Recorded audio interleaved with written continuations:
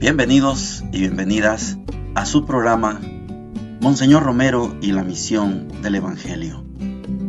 Un programa que lleva dos objetivos: conocer a Monseñor Romero y estudiar la Sagrada Escritura con un juicio crítico desde la teología de la liberación. Cada día tendremos un encuentro con Monseñor Romero y con el Dios de Jesús.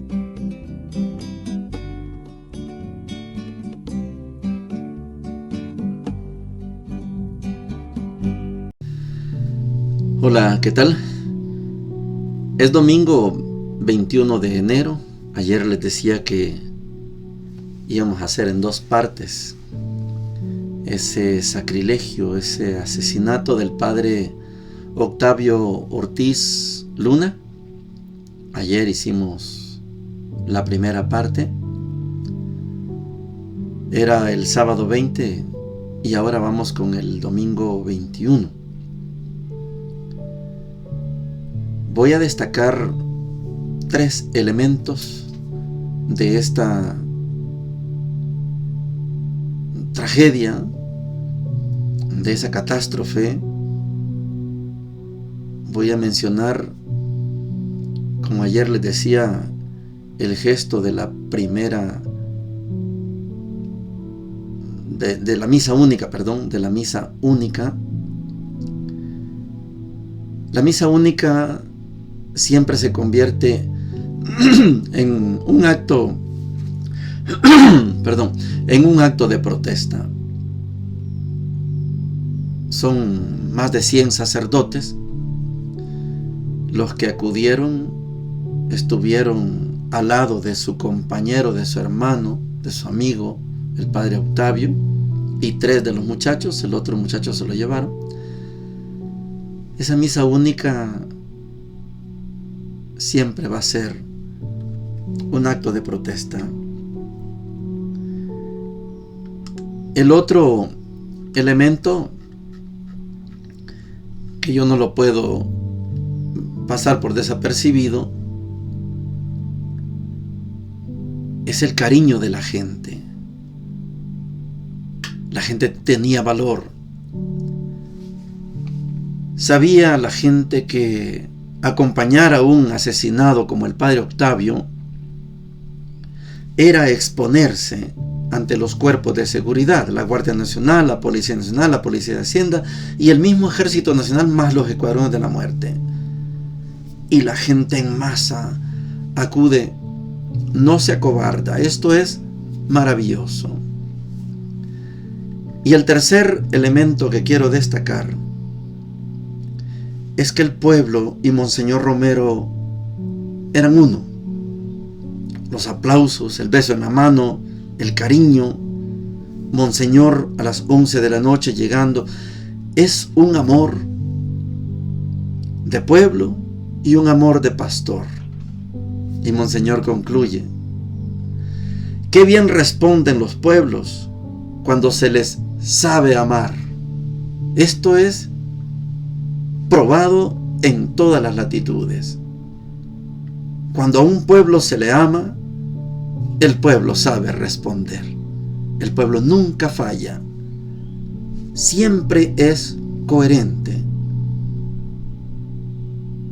Qué bien responden los pueblos cuando se les sabe amar. Y Monseñor supo amar al pueblo, y el pueblo supo amar a Monseñor. Esto es genial, es formidable. Era domingo 21, como hoy, domingo 21 de enero de 1979, de 2024 hoy, y las cartas sobre la mesa estaban tiradas. Monseñor hace alarde a la dignidad de la iglesia. Matar a un sacerdote, matar a un laico, un integrante de los agentes de pastoral, es atentar contra la dignidad de la iglesia. Y Monseñor no está dispuesto a que se manosee la verdad. En este caso, de la masacre del Despertar. La versión oficial es que había habido un enfrentamiento y Monseñor lo desmiente y lo denuncia como una noticia falsa, embustera, calumniosa, y Monseñor Romero da la versión real. Fue la Guardia Nacional. El padre Octavio murió aplastado por una tanqueta. Esta es la verdad. La verdad no se debe manosear. Siempre debe salir a flote. Oigamos a Monseñor. Domingo 21 de enero. La mañana la llena la hermosa concelebración de la catedral. Más de 100 sacerdotes alrededor del féretro de su hermano difunto, el padre Octavio. Allí estaban también los ataúdes de los otros 3 jóvenes que fueron recogidos por la iglesia en la morgue del cementerio. No pudo celebrarse la misa dentro de la catedral, sino que se organizó en la calle y en el parque. A la hora de comenzar la misa estaba sumamente repleto, una concentración que emocionó a todos, sobre todo por la participación piadosa con que todos seguían esta plegaria por los difuntos. Estuvo a mi lado un representante del obispo de Cleveland, lo mismo que otros sacerdotes norteamericanos. Al predicar la homilía, hice un análisis del crimen del padre Octavio y de sus 4 compañeros de sacrificio. Hice un llamamiento a usar la racionalidad antes que la violencia y la fuerza. Protesté por este atropello a la dignidad de nuestra iglesia. Recordé la pena de excomunión en que han caído los autores intelectuales y materiales de este crimen sobre un sacerdote.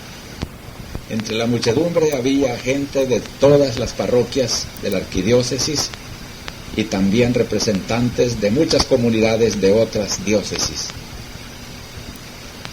El féretro del padre, lo mismo que de los otros jóvenes, se introdujeron nuevamente a catedral después de la misa para seguir recibiendo ese cariño de oración y de contemplación con que desfilaban ante ellos nuestros fieles. La comunidad de San Francisco, mexicanos, pidió el cadáver del padre para sepultarlo en su iglesia, y después de dialogar sobre esta situación, procurando que evitaran cualquier provocación a una manifestación de violencia, lo llevarían privadamente. Ese cuerpo les pertenece a ellos, ya que allí fue ordenado el sacerdote y allí trabajó los 5 años de su ministerio. Yo fui quien ordené al padre Octavio en 1974 por encargo de Monseñor Luis Chávez y González. Fue el 3 de marzo. Por la tarde ya había sido trasladado el cadáver del padre Octavio a su parroquia de San Francisco en Mexicanos y fui a presidir la concelebración. Había unos 40 sacerdotes y la muchedumbre era inmensa. Era incapaz la calle frente a la iglesia de contener el numeroso acceso de gente que llegaba de todas partes. Por eso se celebró al aire libre y después de la misa se volvió a continuar la visita de los fieles al padre Octavio en unas filas que llegaban hasta la estación terminal de los autobuses de Mexicanos. Una verdadera manifestación espléndida de solidaridad, de sufrimiento, de amor de entrega a la causa de Jesucristo. La muchedumbre estuvo sumamente cariñosa con los sacerdotes y con su obispo, al que saludaban con aplausos, con beso de manos, etc. Yo terminé esta ceremonia con mucha satisfacción en el espíritu. Qué bien responden los pueblos cuando se les sabe amar. El padre Octavio quedó en capilla ardiente hasta que terminara el desfile de fieles, que todavía era muy numeroso.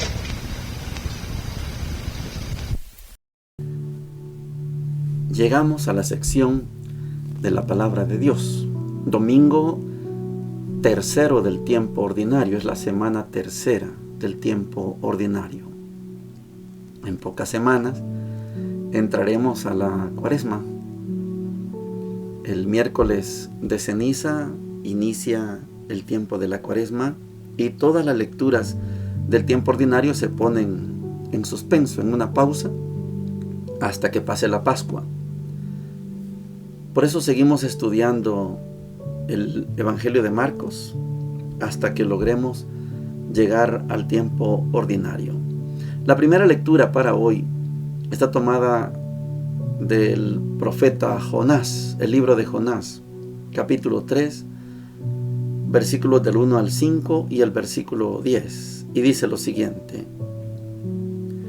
En aquellos días vino la palabra del Señor sobre Jonás: Levántate y vete a Nínive, la gran ciudad, y predícale el mensaje que te digo. Se levantó Jonás y fue a Nínive como mandó el Señor. Nínive era una gran ciudad. 3 días hacían falta para recorrerla. Comenzó Jonás a entrar por la ciudad y caminó durante un día, proclamando: Dentro de 40 días, Nínive será destruida. Creyeron en Dios los ninivitas, proclamaron el ayuno y se vistieron de saco, grandes y pequeños. Y vio Dios sus obras, su conversión de la mala vida.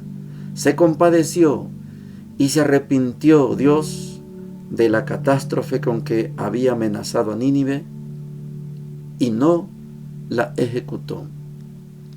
Palabra de Dios. Te alabamos, Señor. El profeta Jonás, hemos dicho que es una escritura, un libro sobre un profeta personaje, no profeta persona.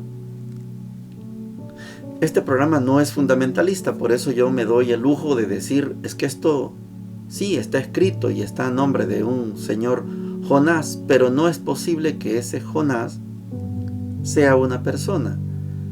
Es un profeta personaje. A nadie que se traiga una ballena, un cetáceo y lo vomite a los 3 días, no es posible. Es un personaje. Es un personaje Jonás, porque Dios lo manda a Nínive y Jonás agarra para otro lugar, para Tarsis. Allá está Nínive, aquí está Tarsis. No es así. La figura del profeta, el profeta es fiel. Si Dios me dice que diga, yo digo. Otra cosa, Jonás es enviado a Nínive. Nínive, capital de Siria, eso es lo más cercano que podemos decir. Nínive. Pero Nínive aparece como no una ciudad, sino un país, porque el rey se entera, el rey de Nínive, y es el rey en todo caso de Siria. Pero Jonás recibe el mandato y diles que se conviertan, si no van a ser destruidos. La ciudad de Nínive necesita 3 días para recorrerla, solo para recorrerla, mucho más para hacer un anuncio como el que Dios le pedía. Jonás predicó un día. Es que Jonás, como es un profeta personaje, no profeta persona, Jonás no quería que Nínive se convirtiera. Y Nínive se convierte. Esta es la gran enseñanza de este libro del profeta Jonás. Ah, ¿tú no quieres que me convierta? Pues me convierto. El mensaje de los profetas, como Monseñor Romero, la misión es que usted se convierta, la misión es que yo me convierta, que nos convirtamos todos y todas. No es posible que un profeta se ponga a anunciar, pero esperando que no se conviertan. Por eso después, cuando lean y leamos el libro de Jonás hasta su conclusión, Jonás está bravo porque Nínive se convirtió. Esto no es real en un profeta persona, es real en un profeta personaje. La segunda lectura está tomada de la primera carta a los Corintios, capítulo 7, versículos 29 al 31, y dice lo siguiente: digo esto, hermanos, que el momento es apremiante. Queda como solución que los que tienen mujer vivan como si no la tuvieran, los que lloran como si no lloraran, los que están alegres como si no lo estuvieran, los que compran como si no poseyeran, los que negocian en el mundo como si no disfrutaran de él, porque la representación de este mundo se termina. Palabra de Dios. Te alabamos, Señor. La primera y la segunda carta a los Corintios sí son textos de Pablo.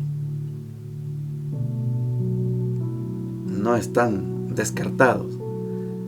No sabemos más adelante. Hasta ahorita, de 2015 para acá, San Pablo conserva 7 de las 14 cartas que se le atribuían en el origen. Aquí hay una figura que es importante manejarla. Y es que San Pablo era solamente Saulo, era solamente Pablo, es un San Pablo, habiéndose alejado de la religión y el mundo judío. San Pablo entiende que Jesús vino como Mesías y que va a volver como Mesías. Esta figura de Mesías en San Pablo no alcanza la categoría de Hijo de Dios como lo entendemos usted y yo ahora. San Pablo habla de Jesús como el Mesías, únicamente Mesías, y perdón que lo diga así, únicamente Mesías, no Hijo de Dios. La categoría de Hijo de Dios fue muy posterior. Ya estaba martirizado Pablo cuando la iglesia llega a definir Jesús es hombre y Jesús es Dios. Son dos realidades en una sola persona. Eso fue muy posterior. Para Saulo, para Pablo, para San Pablo, Jesús fue el Mesías. Y estoy diciendo hombre. Sí, enviado por Dios, sí. Pero Mesías era el que iba a gobernar Israel de nuevo, como lo hizo el rey David. Y usted y yo sabemos que Jesús sí fue Mesías, pero fue más que Mesías. San Pablo, entendiendo que el Mesías ya vino y que va a volver, y cuando vuelva va a salvar a todos los fieles de Israel y algunos cuantos de fuera de Israel. Así lo entendió San Pablo. Por eso él dice, no se apeguen a estas cosas. El Mesías viene, va a llegar y nos va a salvar a nosotros primero, después algunos paganos. Así lo concibió San Pablo. Ayer estaba en casa de mi hermano allá en Armenia. Escuché los parlantes de una de las iglesias y hablan precisamente del famoso rapto. Cristo ya viene y va a llevar a su iglesia. Esa es una predicación aprendida tal vez de San Pablo y de algunos trozos del Evangelio. Y sobre todo del Apocalipsis, que le gusta mucho agarrar trozos del Apocalipsis. Esa figura del Mesías que ya viene, esto lleva cientos o más de 1000 años. No es el tema si Cristo viene ya o si dentro de 50.000 millones de años. Es que no ese es el tema. El tema es si usted y yo somos de Cristo. Y aquí está la virtud, para mí, la virtud de un cristiano del año 2024. Preocupémonos por ser de Cristo. Hay que Cristo venga cuando Él quiera, porque así es la voluntad. Cuando quiera. Si viene hoy, estoy listo. Viene mañana, también estoy listo. Despierto, estoy listo. Dormido, estoy listo. Esa debería ser nuestra actitud. El Evangelio de hoy es Marcos capítulo 1, versículos del 14 al 20. Y dice lo siguiente. Después que Juan fue arrestado, Jesús se dirigió a Galilea. Ahí proclamaba la buena noticia de Dios diciendo: el tiempo de Dios, el tiempo se ha cumplido. El reino de Dios está cerca. Conviértanse y crean en la buena noticia. Mientras iba por la orilla del mar de Galilea, vio a Simón y a su hermano Andrés que echaban las redes en el agua porque eran pescadores.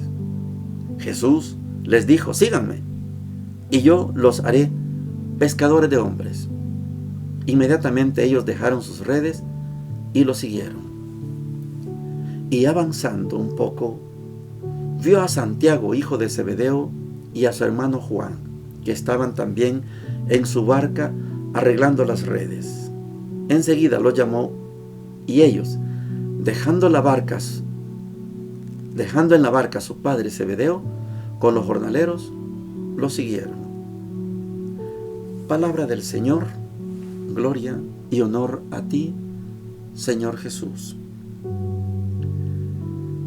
Esta es la escena. Jesús habla del reino de Dios. Creo que les contaba que un día, ahí donde yo vendo en el mercado, llegaron 2 señoras de mediana edad que me compraron plátanos y me tocaron el tema, me invitaban a que participara, que me preparara porque viene el reino de Dios. Yo le dije: ya llegó. Hablamos un par de expresiones. No, me dijo, ya viene. Jehová viene. No, ya vino. Ya lo puso. Ya comenzó. Y como ese es un concepto más de teología de la liberación que de la teología conservadora, porque muchos consideran el reino de Dios cuando me muera, me voy al reino de Dios. Eso es el concepto de eternidad que se tiene en algún momento. No, le digo yo, ya llegó el reino de Dios. Comenzó. Bueno, la discusión o el diálogo terminó repentino y se fueron. Pero yo creo en eso. Yo no creo que hay que esperar la muerte para entrar al reino de Dios. No, yo creo que desde ya. Puede ser desde que me bautizaron, puede ser desde que me confirmaron, quizá desde que yo me ordené sacerdote, no sé. Pero hay un punto en nuestra vida en que, como decíamos en la segunda lectura, la primera carta a los Corintios, en el momento que yo soy de Cristo, soy reino de Dios. No tengo que esperar a que me muera. Solo es cuestión de que yo me declare propiedad de Cristo. Y ya, soy reino de Dios. Estoy en el reino de Dios. No tengo que esperar que me muera. Eso vendrá en cualquier momento. Pero yo ya soy reino de Dios. Ya estoy en el reino de Dios. Jesús lo inaugura, según San Marcos, retomando el mensaje de Juan el Bautista: conviértanse. Está cerca el reino de Dios. El tiempo se ha cumplido. No hay más tiempo que esperar. Se cumplió. Entonces Jesús, en San Marcos, no es entendido como lo entendió San Pablo. San Pablo pensó en que Jesús es el Mesías. Sí, vino, lo mataron, pero va a volver como Mesías. No. Jesús inaugura el reino de Dios. Hay expresiones de Jesús como estas: el reino de Dios está entre ustedes. Está. Sí. Y cuando se despide en Juan, toda la ley y los profetas, todos los mandamientos, lo resume no solamente en dos: amar a Dios y amar al prójimo. No, lo resume en uno: ámense. Ámense los unos a los otros como yo les he amado. Eso es el reino de Dios. Aquellas personas que se dedican a hacer el mal no son del reino de Dios, como estas fieras uniformadas que mataron al padre Octavio y esos 4 jóvenes en el Despertar hace 45 años. Esos no son del reino de Dios. Monseñor habla de la pena de excomunión. Algunos se ríen de la pena de excomunión.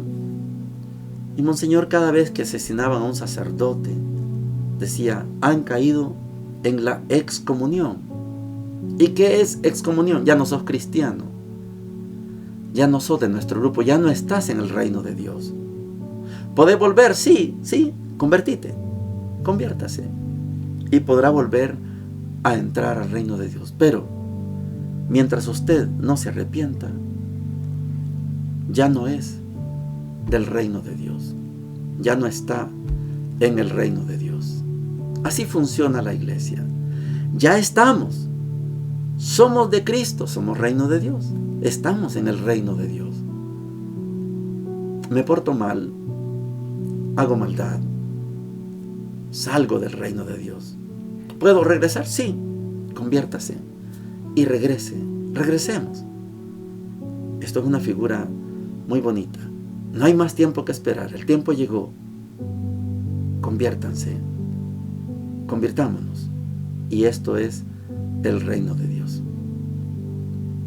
Bendiciones para todos y para todas. Hemos presentado Monseñor Romero y la misión del Evangelio. Hasta la próxima.